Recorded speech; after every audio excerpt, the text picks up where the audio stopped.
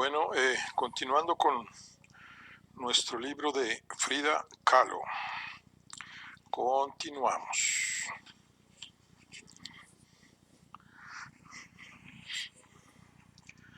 Comienzo de una nueva vida. Entre nosotros, entre Frida y yo, nunca hubo lo que puede llamarse ordinariamente ruptura. Seguimos siendo amigos. Alejandro Gómez Arias. Cuando Alejandro volvió de Europa en noviembre de 1927, encontró a Frida casi restablecida. Ya no estaba inmovilizada y se dedicaba a buscar trabajo, aunque sentía una gran fatiga en todo el cuerpo. Frida reconocía que, por el momento, sus dolores habían disminuido. Se afanaba yendo y viniendo de un lugar a otro, solicitando un trabajo de oficina, otro como dibujante de cuadros de anatomía, un tercero de bibliotecaria. En esas búsquedas desplegaba toda su energía y hacía gala de una enorme vitalidad. Estaba otra vez alegre. Al paso de los meses, la relación con Alejandro había recobrado su carácter profundo, una amistad excepcional que los años y la vida no desmentirían nunca. A su regreso de Europa, Alejandro se absorbió en sus estudios superiores y se convirtió en un fervoroso militante de la Confederación Nacional de Estudiantes. Frida, por su parte, comenzó a frecuentar los medios artísticos de la Ciudad de México a comienzos de 1928. La mayoría de sus miembros participaban de cerca o de lejos en la lucha comunista. Sin embargo, cuando Alejandro se enamoró de una de las amigas comunes, Esperanza Ordóñez, Frida no pudo contenerse y le escribió que no podía ser cierto, que no era posible, que hubiera dejado de quererla porque él era ella misma. Fue el último destello del amor de Frida.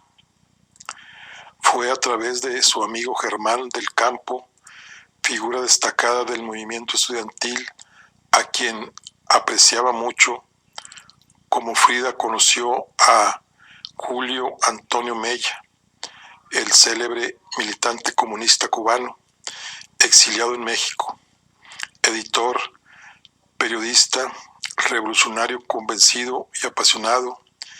Vivía entonces con la bella Tina Modotti. Tina, de origen italiano, había llegado a México algunos años antes con su compañero de entonces, el fotógrafo norteamericano Edward Weston.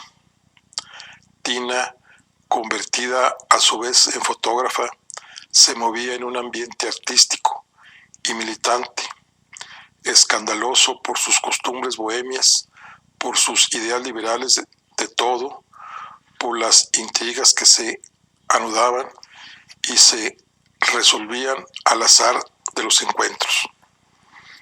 Las dos mujeres, no se sabía cuál era más hermosa, simpatizaron inmediatamente. Tina arrastró a su nueva amiga a las reuniones políticas, a las fiestas de artistas que se celebraban en distintas partes de la capital mexicana. En esa época, el país estaba en plena campaña presidencial. En los primeros meses de 1928 fue asesinado el presidente electo Álvaro Obregón y José Vasconcelos competía por el poder con Pascual Ortiz Rubio. Este último era blanco de los ataques de los liberales, que lo acusaban de no ser mejor que Calles, corrupto y tan dictador, decían como Porfirio Díaz en sus tiempos. Paralelamente, los estudiantes luchaban por la autonomía de la universidad que conquistaron en 1929. Frida se afilió al Partido Comunista, en el que militaban muchos de sus amigos. Sus noches eran muy movidas. Siempre había alguna manifestación o algún debate al que no se podía faltar, o bien había una cena en casa de uno u otro donde brotaban abundantes las discusiones sobre la situación del país, sobre el sentido de la militancia, sobre las acciones por realizar, sobre las ideas en general y sobre el arte. Fue en el cálido ambiente de esas noches llenas de gente, de algarabía, de música y de humo, donde Frida encontró a quien había de convertirse en el hombre más importante de su vida, Diego Rivera. En el calor pesado del pleno verano, todos los ojos se volvieron hacia él cuando franqueó las puertas del salón de Tina Modotti en mitad de la noche. Llevaba en la mano una pistola con la que apuntó al fotógrafo. Algunas parejas que bailaban se detuvieron cuando disparó. La bala fue a incrustarse en el aparato, que giró todavía 2, 3 veces, lentamente, produciendo un sonido semejante a un gemido de agonía, para inmovilizarse luego por completo, entre los gritos de entusiasmo, los vivas, los aplausos.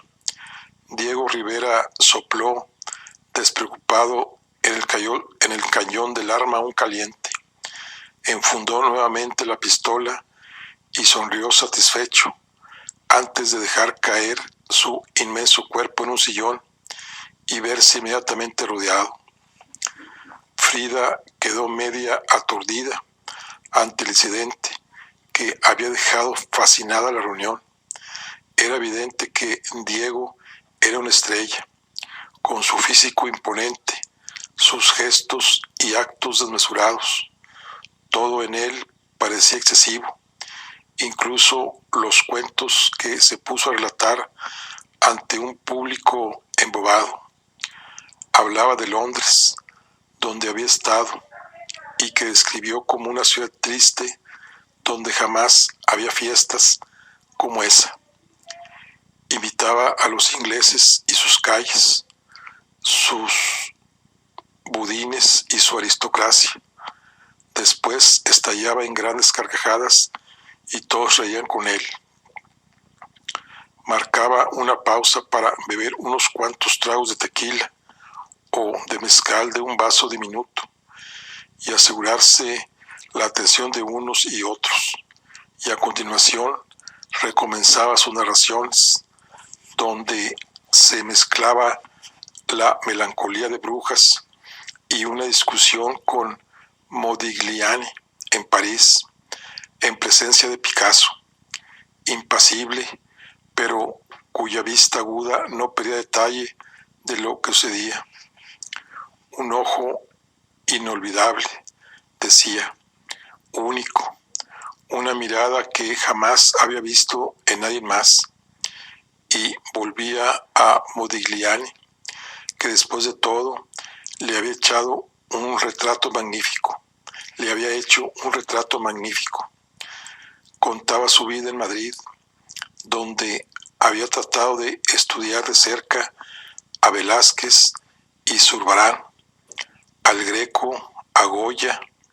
Por fin se ponía muy serio para hablar de Guillaume Apollinaire, su amigo que no merecía morir porque era un poeta entre los poetas y un ser excepcional, y lo citaba de memoria, en francés y con un extraño acento que lo obligaba a adelantar los labios para pronunciar las palabras.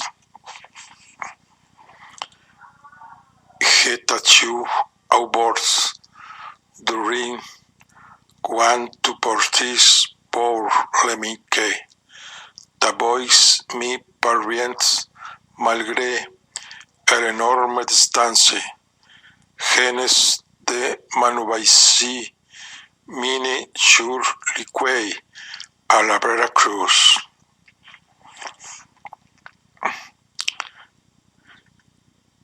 Yo estaba en la orilla del Rin cuando partiste para México.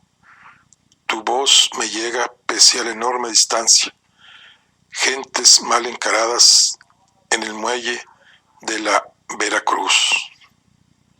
O bien, cetais un temps venidous etion sur les plecs, batten de bon matin, pieds nus sen chapeau, el bits comi va langui de un crapiu, le amotor blesait, au cher lis fous com lis ex.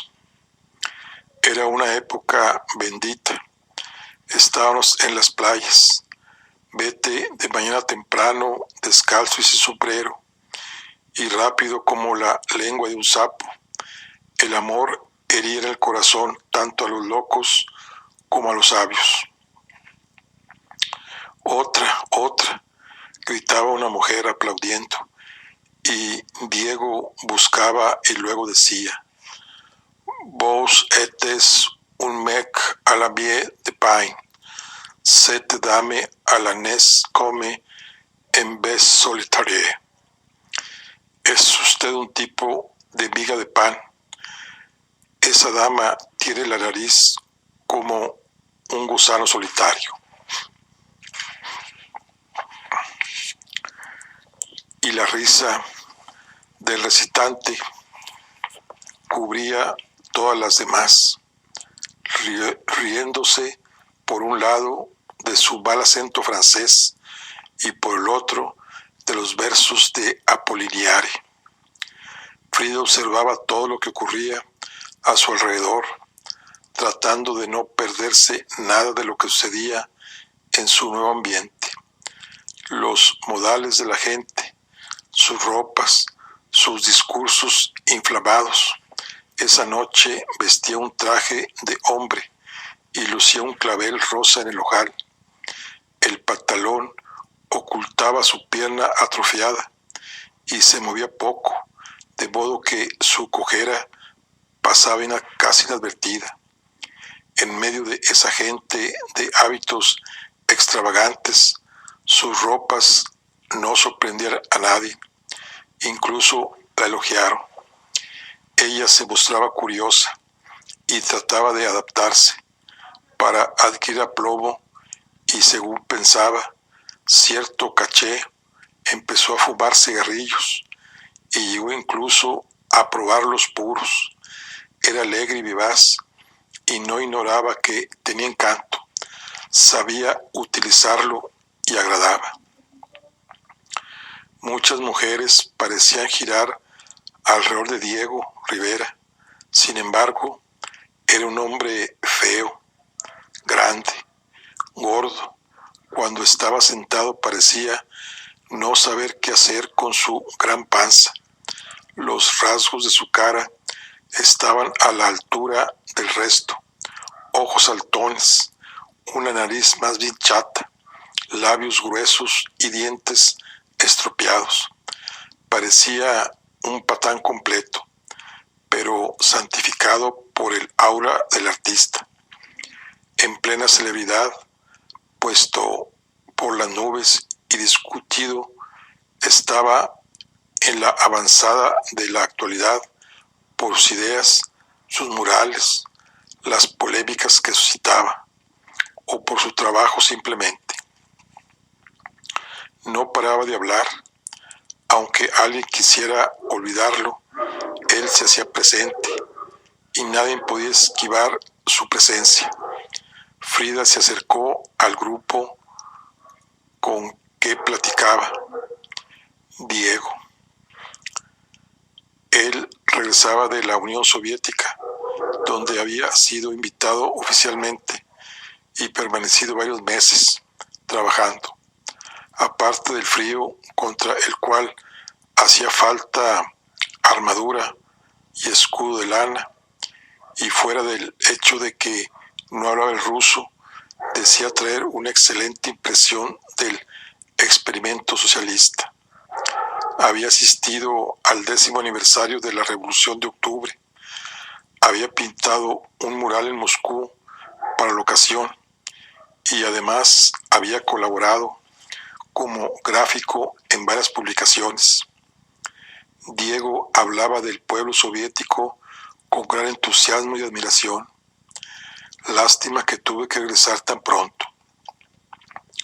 ¿Cuándo regresaste? En mayo. Recibí de los camaradas mexicanos la orden de volver para la campaña presidencial de Vasconcelos. Vamos, no te hagas el modesto. A estas alturas ya puedes decir que te llamaron porque van a proponerte como candidato a la presidencia. Eso querían, respondió tranquilamente Diego, pero me negué. Por razones de seguridad, imagínate, soy pintor y tengo que andar con pistola. Si fuera presidente, tendría que salir rodeado con un ejército y de todas maneras terminaría por asesinarme para no interrumpir la tradición. Entonces, me comprenden. Pensé que no valía la pena. Y todos reían. A los 40 años tienes la vida por delante. Siempre puedes cambiar de opinión. Tienes que reconocer que un pintor presidente de la República sería un estreno mundial. Sería solo justicia, camarada. Solo el arte está a la vanguardia de todo cambio social. Solo el arte es revolucionario por esencia, dijo solemnemente una joven militante. Esa es la obscenidad más tonta y más linda de todos los tiempos, le contestaron. Pero que alguien nos cante un corrido y antes de volver a la defensa de nuestra causa justa. Quiere decir que la música no es una justa causa. Ten cuidado con lo que dices tú. Reven Roms o nos montunos, dijo en francés Diego con énfasis teatral. Entonces, ese corrido, ¿quién lo va a cantar? Beethoven decía que ningún hombre que sea amante de la música puede ser del todo malo. Así que seamos buenos. Música, maestro. Las voces se sobreponían, entonando retazos de corridos. Diego sonreía satisfecho. Todos bebían alegremente. Tina fue a sentarse al lado de Frida. Tú no conocías a Diego, ¿verdad? Lo conocía y no lo conocía. Debo haberlo conocido antes que tú. Pintó un mural en la escuela cuando yo era estudiante. Yo le hacía horrores. Ah, sí, cuéntame. Una vez enjaboné el piso para que se cayera cuando pasara. Le robaba su almuerzo. Y lo peor, cuando estaba con una modelo, es decir, con una posible amante, yo me escondía detrás de una columna y le gritaba, aguas, Diego, que ahí viene Lupe, y viceversa, puras chiquilladas, pero yo me divertía como loca. Me imagino, dijo Tina abriendo mal los ojos, cuando uno es un picaflor a la vista de todo el mundo, siempre corre el riesgo de ser sorprendido en flagrante delito, como en las comedias francesas. Tonterías, pero son peligros bastante ridículos, por liberal que uno sea. Y tú también has sido su amante, desde luego. Y Tina estalló en una carcajada, sorprendida ella misma por la rapidez con que había contestado. Frida sonreía tranquilamente. Amante, modelo amante, siempre el mismo programa. ¿Qué quieres decir? No es ningún misterio. En todos los casos es en realidad el mismo caso. Pero no me negarás que es todo un caso. ¿Quién sabe si sea el caso? De nuevo, toda la atención se había concentrado en Diego, que hablaba de Berlín, por donde había pasado de regreso de la Unión Soviética. Frida era todo oídos. Berlín era Alemania, es decir, su padre, sus raíces, una lengua que conocía bien, una cultura que era en parte la suya. Diego estaba diciendo que en Berlín había una efervescencia cultural y política incomparable, que había una gran solidaridad entre los intelectuales y los obreros, que había que tomar como ejemplo, que los cafés eran unos puntos de encuentro y cuna de ideas increíbles, que las manifestaciones políticas eran frecuentes y además extraordinariamente comprometidas y graves, que los artistas y los intelectuales alemanes o no eran de una inteligencia y una creatividad sorprendentes, que las iniciativas brotaban constantemente, cada una más interesante que la otra, que Bertolt Brecht tenía respuestas anonadantes. Fría lamentaba que Alejandro hubiera sido demasiado joven para vivir en ese Berlín del que hablaba Diego, que no hubiera podido ver esa Alemania y relatársela en sus cartas. También lamentaba no poder ir ella misma, y de pronto le cerró la garganta el deseo que siempre había tenido de viajar hasta el accidente. Pero quizás no todo estuviera perdido, pensó. Ahora que su restablecimiento parecía ir más en serio que las veces anteriores, se puso a soñar con Europa y se hizo a sí misma la promesa de ir si las enfermedades no la acababan.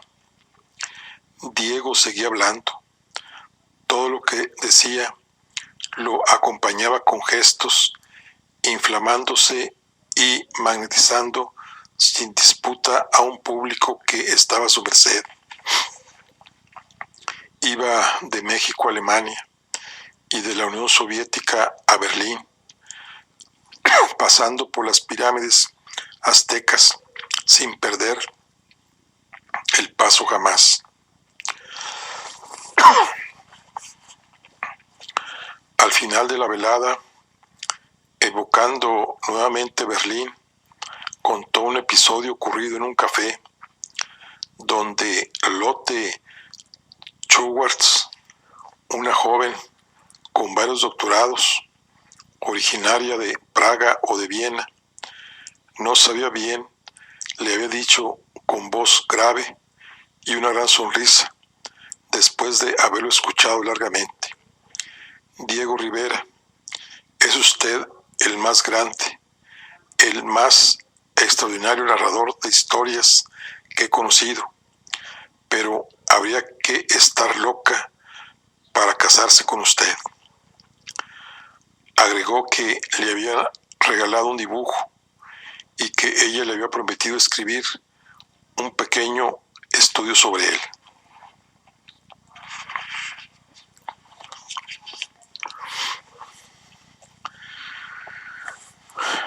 Yo sabía que en esa época Diego estaba pintando murales en la Secretaría de Educación.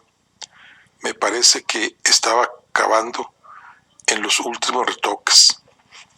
Para mí era un monstruo. en el sentido sagrado del término, pero también en sentido estricto. Todo en él era en grande escala, productivo, prolífico, desbordaba de vida, de energía, de palabras, de gestos, de euforia, de ideas, de pintura. Ya en aquella época su obra se contaba en varios cientos de metros cuadrados. No digo que eso signifique talento, pero sí fuerza de trabajo, indiscutible, una especie de Miguel Ángel mexicano. Así es como yo lo definiría: impresionante. Todo el mundo conocía a Diego Rivera, lo cubrían tanto de elogios como de insultos. Había campañas periódicas contra los muralistas, a quienes trataban de provocadores. Escribían cosas contra ellos sobre los murales. Recuerdo una canción de una obra de teatro que pretendía ser burlesca. Las muchachas del Alerdo toman baño de regadera para que no parezcan monos de Diego Rivera. Sus detractores llamaban monos a sus personajes y era una crítica racista, porque con monos querían decir indios. La burguesía no podía tolerar que Diego defendiera al pueblo y sus raíces mexicanas. No podía soportar que pintara indias voluptuosas cuando representaba en forma tan excesiva a la clase dominante.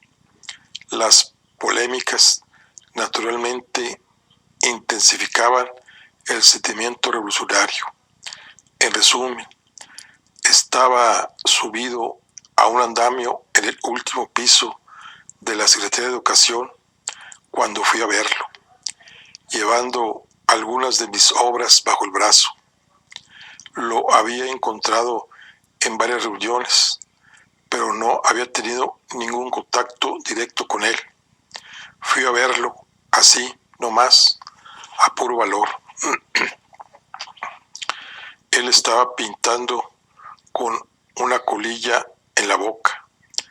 Diego, baja, le dije sin más. Él me miró y sonrió, nada más.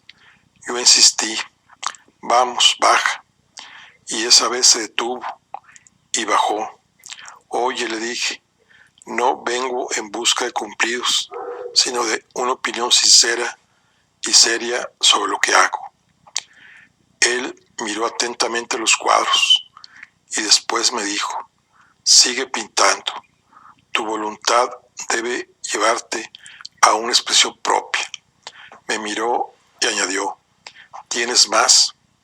Yo le respondí, sí, pero es muy difícil para mí transportarlos. Vivo en Coyoacán, en la calle de Londres número 127. ¿Quieres venir el domingo que viene? Y me dijo que iría. Y al domingo siguiente vino a la casa. Me divertí en esperarlo, trepado a un naranjo.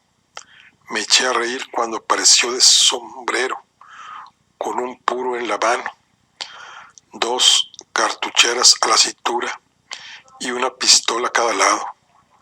Pareció a la vez sorprendido y divertido de encontrarme ahí, en las ramas, acechándole su llegada. Recuerdo que me ayudó a bajar. Yo le dije, soy un mono. Él se rió.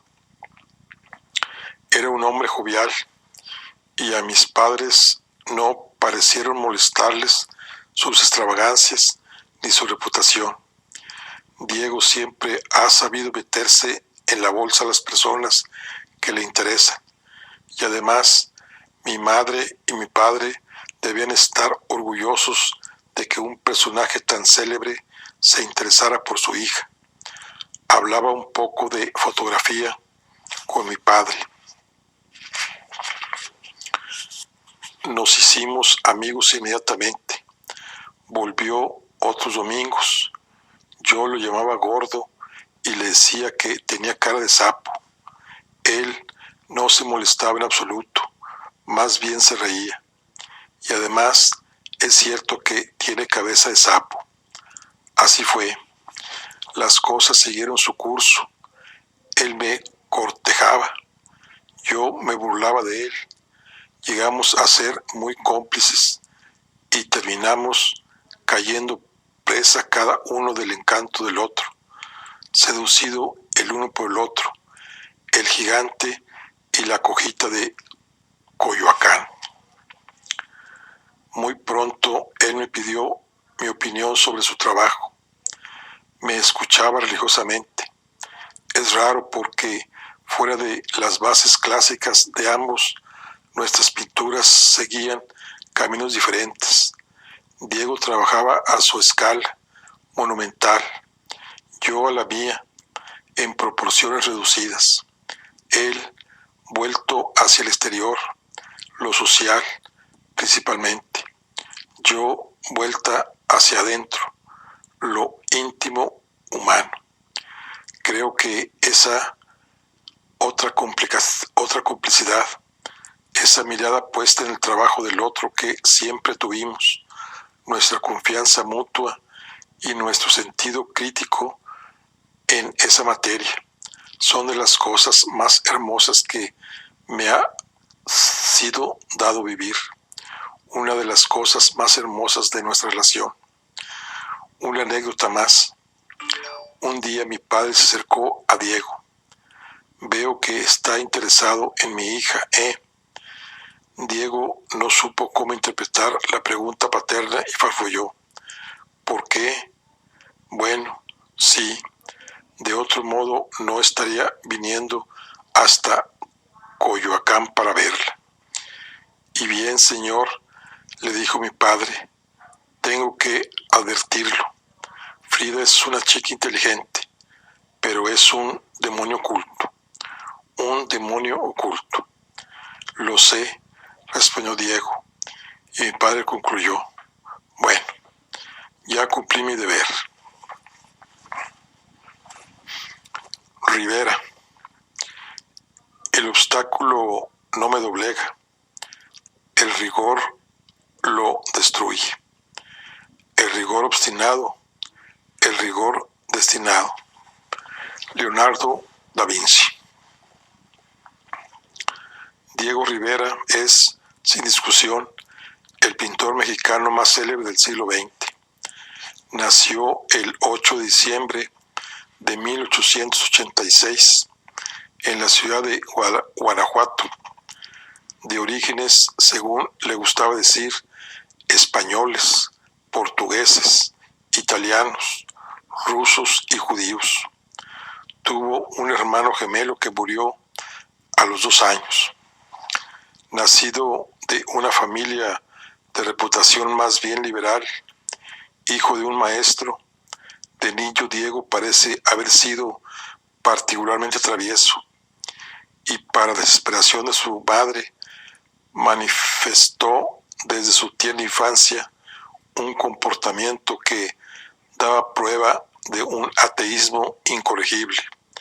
Sus padres y sus tías se quejaban de tener en casa un diablo en carne y hueso, que por definición no conocía Dios ni ley. Su padre lo destinaba a la carrera militar, que era una tradición en la familia, pero Diego se negó ferozmente, tomando otra dirección. Hacía un dibujo tras otro. Ante su determinación, afirmada en alta voz, sus padres acordaron que el niño, desde su 10º año de vida, siguiera en México estudios secundarios. Normalmente,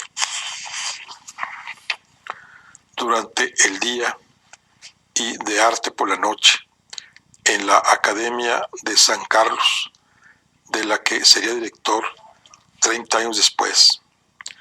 Para estudiar pintura y tener buenos maestros no basta para ser pintor, como todos comprenden, Diego tenía la suerte de poseer ese complemento indispensable o quizá esencial para su vida de artista, la creatividad. Tenía una gran dosis de talento, ese extraño instinto que no pasaba inadvertido. A los 16 años terminó sus cursos secundarios y se dedicó a recorrer México durante 4 años, antes de poder realizar su sueño de joven pintor, ir a Europa. La suerte le sonrió en 1906. A los 20 años obtuvo una beca para estudiar en la Escuela de Bellas Artes de Madrid, donde trabajó sin descanso y con osadía, distinguiéndose además por un carácter considerado original y desde luego por su físico. Al comienzos de la segunda década del siglo, Diego dejó España para visitar un poco de esa Europa de la que decía que era preciso impregnarse culturalmente. Fue pues a Holanda, a Bélgica, a Inglaterra, a Francia. Curiosamente, en esa primera época no visitó Italia, cuya tradición pictórica, sin embargo, tanto influyó en él. Decidió entonces instalarse en París, donde de Diaghilev a Picasso convivió con un mundo de artistas llegados de todos los confines del horizonte, confundiendo sus lenguas y sus costumbres por amor al arte. Ahí Diego trabajaría aún más que en Madrid. Se cuenta que al ver los sésames que poseía la Galería Boyard, sufrió tal impresión que enfermó y tuvo 40 grados de fiebre durante varios días. También se cuenta que periódicamente estallaba en violentas furias contra su propio trabajo, desesperado por no comprender cómo había hecho Bruegel y Goya para alcanzar tal dominio del lápiz, del pincel. También sentía una admiración sin límites hacia Henri Rousseau y pensaba que Picasso era un genio. Desde 1911 expuso en el Salón de Otoño telas de inspiración cubistas que no le valieron grandes elogios, aparte de algunas voces aisladas como la de Guillaume Apollinaire, que declaró que Diego Rivera no era un artista insignificante. En 1913, en cambio, en el Salón de los Independientes, 2 telas suyas llamaron la atención: Muchacha con alcachofas y La muchacha del abanico. Un sagaz crítico de la época distinguió en ellas la austeridad y la atracción de los frescos. En 1914 celebró su primera exposición personal en el número 26 de la calle Victor Massieu. Incluía 25 cuadros y pasó prácticamente inadvertida. Después se separó gradualmente del cubismo para seguir su propio camino. El vaquero mexicano, como lo llamaban, trabajaba sin pausas. El marchand Leoncé Rosenberg decía que era el más prolífico de los pintores de que se ocupaba. La vida política era para Diego una preocupación constante. Geográficamente, históricamente, se hallaba en el centro de una diagonal que iba de la Revolución Mexicana, iniciada en 1910, a la Revolución de Octubre de 1917 en Rusia. pasando por la guerra del 14 en Francia. Adquirió la convicción que lo acompañaría todo el resto de su vida, de que el arte, en este caso, es su propia obra. Podía contribuir a hacer mejor el mundo más humano. Diego vivió en París 10 años, período de bohemia y de grandes esperanzas, del que obtendría grandes beneficios y, cómo no, enriquecerse, además en contacto con personas a cual más extraordinarias. Hasta las disputas artísticas o personales aportaban algo a sus protagonistas. Elie Fauré, historiador y crítico de arte, gran amigo de Rivera, le hizo comprender que no hay arquitectura monumental sin cohesión social y que el individualismo terminaría con el regreso a la multitud, al pueblo, cuando el arte se integrara a los monumentos, como lo habían hecho los italianos, desde la Roma antigua hasta el Renacimiento, y los aztecas en su propia civilización.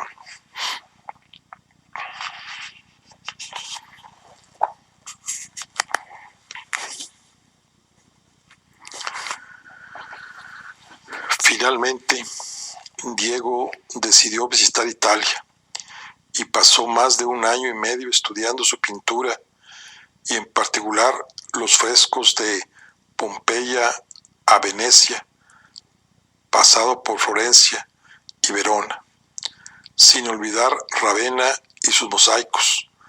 Al regreso de ese viaje, aconsejado por uno de sus amigos, volvió a México repleto de enseñanzas. De alguna manera iba a hacer mexicanas sus adquisiciones europeas totalmente. Había pasado en Europa 14 años cuando llegó a México. Su padre se estaba muriendo.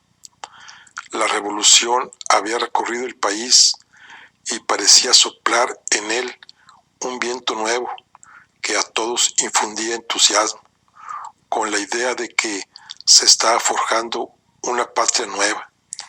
Se había emprendido un proceso social en el que Diego muy pronto encontraría su puesto. Si en Francia no había sido reconocido, no dejó de haber quien lo echara de menos, como lo demuestran estas frases de una carta que le escribió Elie Fauré el 11 de enero de 1922.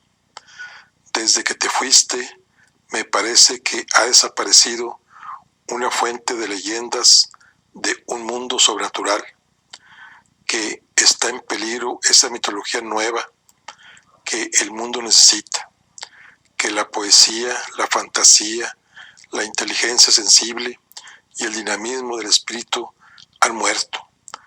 Estoy melancólico, ¿entiendes? Desde que te fuiste. Diego nunca pasaba inadvertido. Diego dejaba huellas. José Clemente Orozco, David Alfaro Siqueiros, Diego Rivera, los tres, regresando al extranjero, se repartieron en los años 20 el muralismo mexicano oficial. Diego no era el que menos trabajo tenía, y desde luego el hecho de que en esos años el arte fuera estimulado por los esfuerzos del gobierno no le molestaba en absoluto. Estaba harto de pintar para los burgueses, declaró en 1923. Esperaba hacer con su obra lo mismo que había hecho siglos antes los antepasados mayas o aztecas, hacerse comprender por el pueblo a primera vista. Más que nadie, él predicó el regreso a las fuentes exaltado por la Revolución Mexicana. Paralelamente a su fascinación por esa civilización precolombina que erigía como modelo, en 1922 Diego ingresó al Partido Comunista. Le tocó la credencial número 992. En 1923, 3 artistas fueron elegidos miembros del Comité Ejecutivo del partido: Diego Rivera, Javier Guerrero y David Alfaro Siqueiros. Poco después formaron una asociación que aspiraba a agrupar a obreros, técnicos y plásticos. Para promoverla, editaron un periódico, El Machete, pero pese a sus objetivos humanistas, revolucionarios y populares, El Machete era demasiado caro y su tono era incomprensible para las masas trabajadoras. En 1923 también inició Diego la realización de una de sus obras más importantes, los 124 murales de la Secretaría de Educación, cuya ejecución le llevaría 4 años. En 1927, Diego recibió una invitación oficial de Lunacharsky para ir a la Unión Soviética a pintar un mural en el edificio del Ejército Rojo.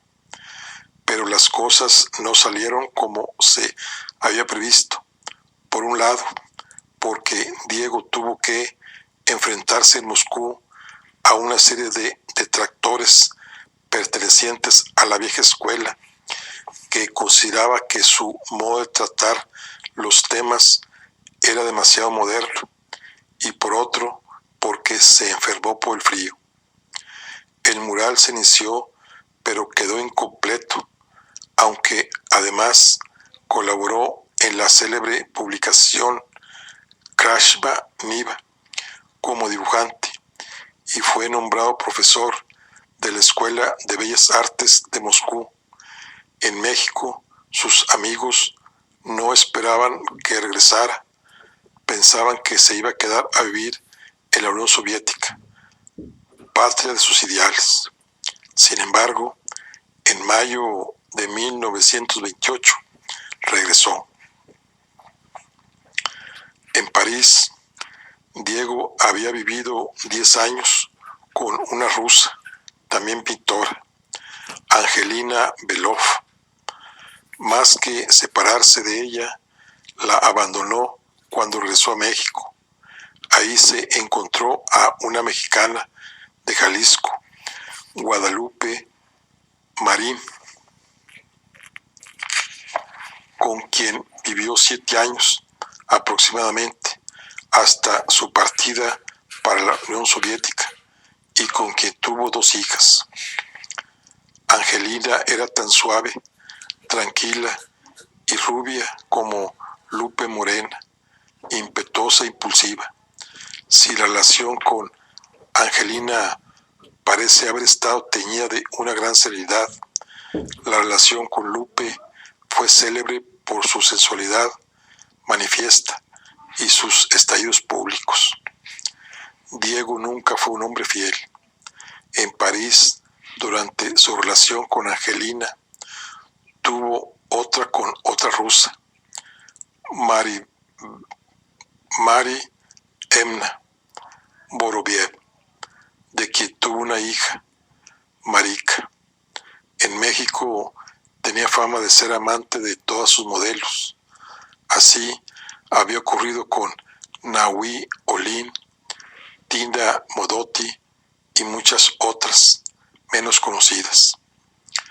Ese era el hombre imponente, escandaloso, mítico o mitómano, según Elie Fauré, feo, encantador, bien instalado en la sociedad mexicana y en el mundo intelectual y artístico en particular, que entró en la vida de Frida como una mariposa de violentos colores llena de sorpresas.